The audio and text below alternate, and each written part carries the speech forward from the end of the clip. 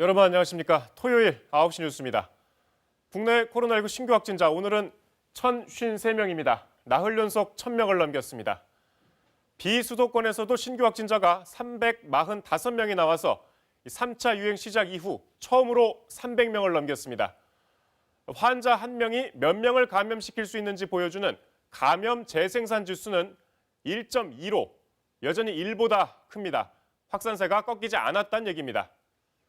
거리두기 단계를 정할 때 핵심 지표인 최근 1주간 하루 평균 국내 발생 확진자는 948.9명입니다.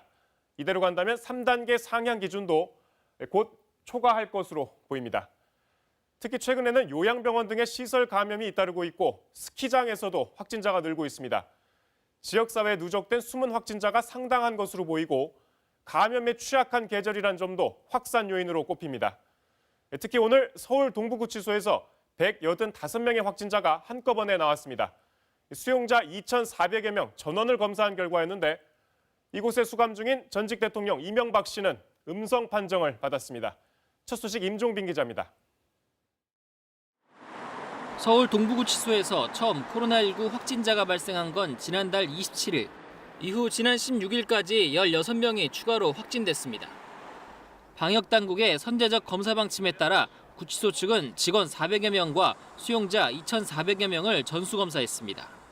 그 결과 직원 1명과 수용자 184명이 양성 판정을 받았습니다. 확진자들은 대부분 경증이거나 무증상인 것으로 전해졌습니다. 대법원에서 징역 17년이 확정돼 지난달 2일부터 재수감 중인 이명박 전 대통령은 음성 판정을 받았습니다. 법무부는 확진자와 접촉자를 별도의 수용동에 격리하는 한편 방역당국과 역학조사를 진행 중입니다. 일단 확진자는 주로 새로 입수하는 수용자들이 머무는 신입 수용동에서 나온 것으로 파악됐습니다.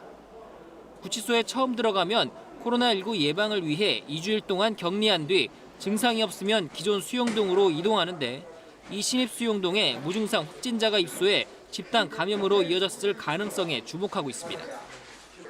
구치소의 모든 직원은 즉각 비상근무에 들어갔고 퇴근 뒤 외출이 금지됐습니다.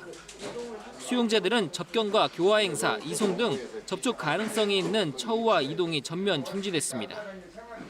이에 따라 수용자들이 출석해야 하는 재판 일정이 미뤄지고 관련 수사도 당분간 차질을 빚을 것으로 보입니다. 법무부는 동부구치소 외에 다른 교정시설에 대해서도 코로나19 유입 차단을 위해 노력하고 있다고 밝혔습니다. KBS 뉴스 임종빈입니다.